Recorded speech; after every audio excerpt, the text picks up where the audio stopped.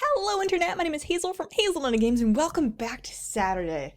Oh man, this week the Dark Souls 2 PC launch has just taken over my world. It was supposed to come out last Friday, but it worked out, they bumped it back a day to Thursday. And it worked out being about 3 p.m. Pacific for me because I am on the West Coast and therefore Pacific time, and oh my god, it's great. It's so pretty. I didn't expect it to be so pretty. I've seen it on PS3 and it was kind of not pretty. And it just looks gorgeous, especially if you have a nice PC and then you go into some settings, then you find some extra settings and then you pump those up and oh man, it's great. It looks really good, plays really well, feels really good. Takes a bit of getting used to. It is not Dark Souls. I was expecting it to be just a sequel. And it's still a sequel, but they've changed quite a few mechanics, so it does feel like a brand new game, which is good. I'm warming up to almost all of the changes that they've made to it.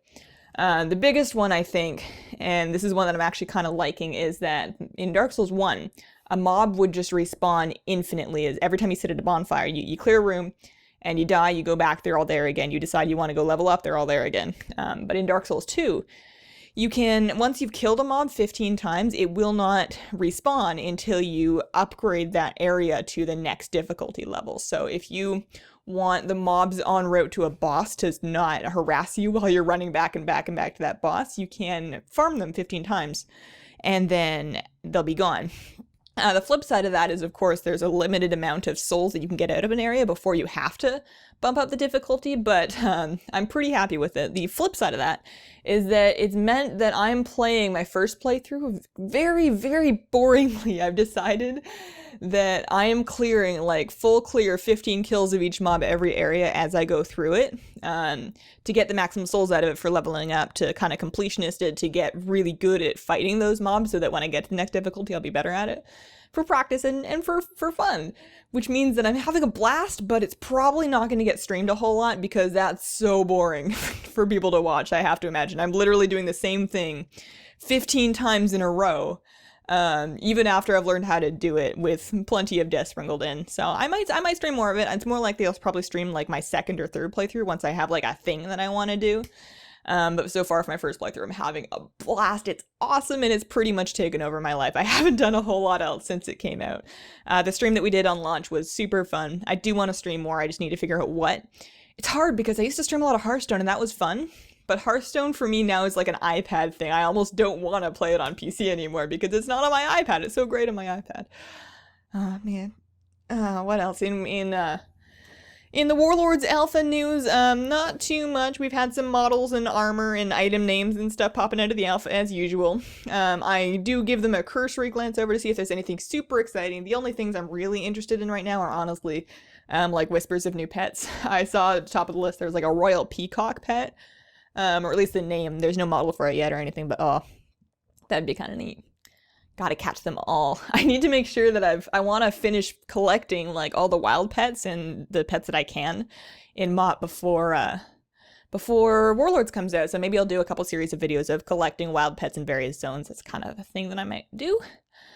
Also in WoW, I've been really enjoying playing around. You might have, if you saw last Thursday's Battleground video, the Twink Druid one, been having a lot of fun playing that little Lobby Alliance Druid. I'm gonna do some more Battleground videos in different brackets as you get different abilities, because that's just super fun for me.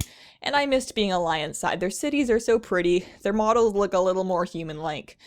Their leaders are still controversial, but at least they're not Garrosh. They're not raid bosses. And, I don't know, I've always tended a little more towards ally side, even though I have 6 Horde 90s right now, and that's where I'm playing, that's where I'm staying. But I'm starting to feel the itch. Every, 5 or 6 months while playing WoW, I will get some trigger or some itch to switch factions. I'll go back and forth about every 6 months or so. And I'm starting to feel the itch again. It's usually horrible. I usually have to spend a bunch of money transferring characters, or I just abandon a bunch of max level characters and go level all new ones. And that's mostly why I spend so much time leveling, is because I keep switching servers and factions every once in a while. But I'm resisting. I've got a good thing going with my my tunes right now. I'm just gonna play around a little bit on Alliance side. I can stop whenever I want. Oh man, tomorrow night is Game of Thrones night. I am going to say that on every Saturday vlog for the next while because Game of Thrones is on Sundays and Saturday vlogs are on Saturdays. Oh, but I'm so excited. They've been so good so far. Ever since I got super into the books and the theories, watching the show has just been cross-legged popcorn right here, bug-eyed, staring at the screen, being like trying to catch every tiny detail that could possibly mean anything.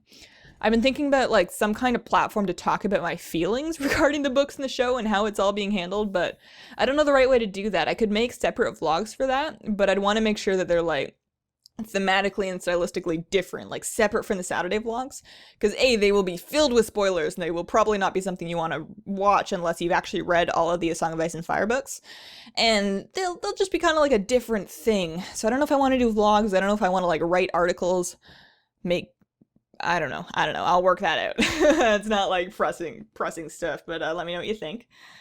And yeah, I think it's probably time for questions. And I'm only going to do one question because short of a couple that I still need time to come up with answers with, I'm actually out now. But here we go. Craig asks, I've been wanting to start playing WoW, and I was wondering if you think I should start now or wait until Warlords of Draenor comes out. I got this one a while ago, and I've been giving it quite a bit of thought. It kind of depends on if you're looking to get back into WoW or start it for the first time. But I think it's the same answer either way. From the way the question was worded, I'm thinking that it's like he's never played WoW before and wants to start playing it. And I would say to wait for Warlords, because if you get into it now, you are going to be leveling through a bunch of content, which is fine. Leveling experience is perfectly good. And then you'd have a max level character in time for Warlords, but as soon as it comes out, or the pre-expansion patch comes out, your character model's going to change, your abilities are all going to change, you're going to spend a whole bunch of time learning mechanics, and just things that are going to be different once the expansion comes out. The like characters' combat abilities are changing hugely. The way the questing experience works is going to feel a little bit different, and there's just going to be a lot of things that are not the same. And WoW is one of those games you kind of forget once you're inside and you've been playing for a couple years, but for somebody that's never played an MMO, or somebody that's played MMOs but has never played WoW, there's a huge database of information that people kind of accumulate over time. But when you're first getting into it, it's hugely overwhelming. I took like a good year, if not year and a half, to get any good at the game. I was horrible. I was a hunter wearing cloth shoulders because they were blue and mine were green. It's a big learning curve, and I think it would just be kind of unnecessary to be paying a sub fee for content. While good, it's not being done at the same level anymore. People have kind of moved on. And to learn a game that you're going to have to just relearn once Warlords comes out. Hopefully Warlords won't be too much longer. My prediction used to be summer. It's kind of moved to be fall now. I think it's going to come out right around my birthday in September. Just for me. So if you have games to play, Dark Souls, if you have games to play and you're not like dying to get into it right away, then I would just say wait. But if you're super jazzed and you want to get in and start learning all about everything, they're not changing everything. It's certainly going to be adaptable. And if you're super excited, then, go for it. But I would wait. That's just my opinion. So that's been my week. Let me know what you all think. If you have questions, and please do, that you'd like answered on a Saturday vlog, they can be related to WoW, they can be related to other games. Please nothing terribly inappropriate. Send them to me either as a message directly on YouTube or as an email to hazelnuttygames@gmail.com. Have Saturday vlog question as your subject line so I know what I'm looking at, can sort it out properly. And that's that. Have yourselves a wonderful week and a wonderful, wonderful day. Bye.